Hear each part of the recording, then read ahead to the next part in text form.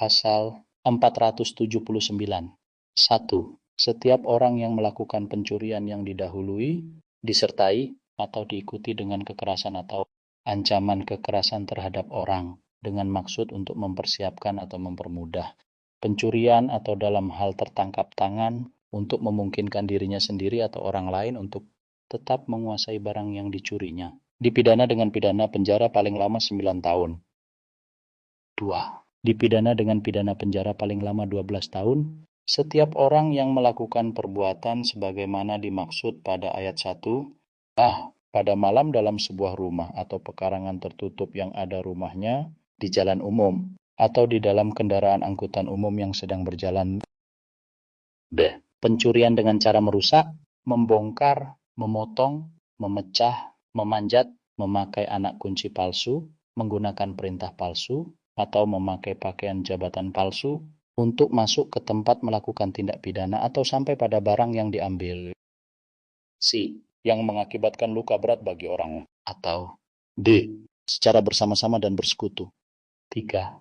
Jika perbuatan sebagaimana dimaksud pada ayat 1 atau ayat 2 mengakibatkan matinya orang, dipidana dengan pidana penjara paling lama 15 tahun. 4. Jika perbuatan sebagaimana dimaksud pada ayat 1 mengakibatkan luka berat atau matinya orang yang dilakukan secara bersama-sama dan bersekutu disertai dengan salah satu hal sebagaimana dimaksud pada ayat 2 huruf A dan huruf B, dipidana dengan pidana mati atau penjara seumur hidup atau pidana penjara paling lama 20 tahun. Penjelasan Pasal 479. Ayat 1. Tindak pidana pencurian dalam ketentuan ini dikualifikasi sebagai pencurian dengan pemberatan. Unsur pemberatnya adalah adanya kekerasan atau ancaman kekerasan terhadap orang di dalam melakukan pencurian. Kekerasan atau ancaman kekerasan dapat dilakukan sebelum, pada saat, atau setelah pencurian dilakukan. Kekerasan menunjuk pada penggunaan kekuatan fisik, baik dengan tenaga badan maupun dengan menggunakan alat, sedangkan ancaman kekerasan menunjukkan keadaan sedemikian rupa yang menimbulkan rasa takut, cemas, atau khawatir pada orang yang diancam. Penggunaan kekerasan atau ancaman kekerasan ini tidak perlu semata-mata ditujukan kepada pemilik barang, tetapi juga dapat pada orang lain, misalnya pembantu rumah tangga atau penjaga rumah. Ayat 2. Cukup jelas. Ayat 3. Cukup jelas. Ayat 4. Cukup jelas. Analisis. Pasal 479 mengatur pencurian dengan kekerasan, curas, perampokan. Levelnya jauh di atas pencurian biasa karena ada serangan terhadap orang.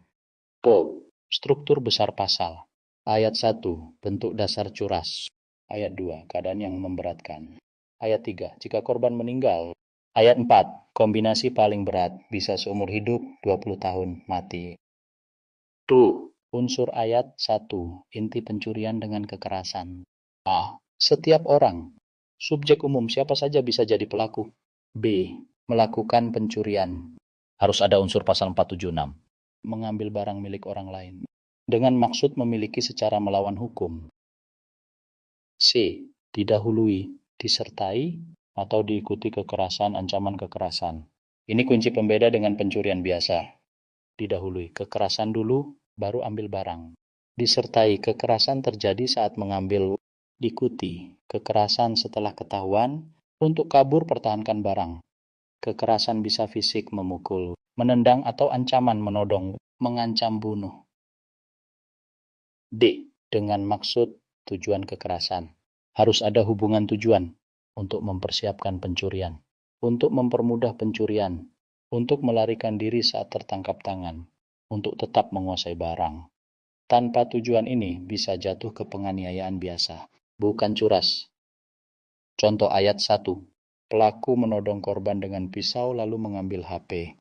Jambret mendorong korban sampai jatuh lalu ambil tas. Masuk curas ancaman 9 tahun.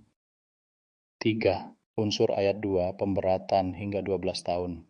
Jika ayat 1 sudah terpenuhi, lalu ada salah satu kondisi berikut. A. Waktu dan tempat tertentu, malam hari. Di rumah pekarangan tertutup, jalan umum, kendaraan umum yang sedang berjalan. Risiko lebih tinggi bagi korban. B. Cara masuk dalam modus khusus. merusak, membongkar, memanjat, kunci palsu, perintah palsu, menyamar pakaian jabatan palsu. C. Mengakibatkan luka berat. Korban mengalami cedera serius, misal patah tulang. D. Dilakukan bersama-sama. Ada kerjasama lebih dari satu pelaku. Contoh ayat 2. 3 orang merampok rumah malam hari sambil memukul korban. Pelaku menyamar sebagai petugas lalu masuk dan merampok. Naik jadi ancaman 12 tahun. 4. Ayat 3. Jika korban meninggal hingga 15 tahun. Jika akibat perbuatan korban meninggal dunia, tidak harus niat membunuh, cukup akibatnya terjadi. Contoh, korban dipukul saat dirampok, lalu meninggal. Ancaman 15 tahun. 5. Ayat 4. Kombinasi terberat. Jika terpenuhi, ada kekerasan. Ayat 1. Dilakukan bersama-sama, disertai kondisi ayat 2 huruf A atau B, dan mengakibatkan luka berat atau kematian. Pidana mati, seumur hidup, maksimal 20 tahun. Contoh ayat 4. Geng merampok rumah malam hari, masuk dengan merusak pintu, lalu korban meninggal.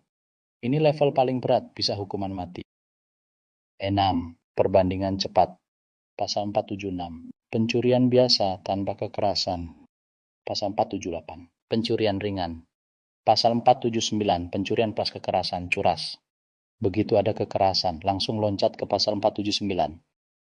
Kesimpulan tajam. Pasal 479. Bukan sekadar soal ambil barang. Ini tentang mengambil dengan cara menaklukkan manusia. Begitu kekerasan masuk, hukum tidak lagi melihat nilai barang. Yang dilindungi adalah keselamatan orang juga.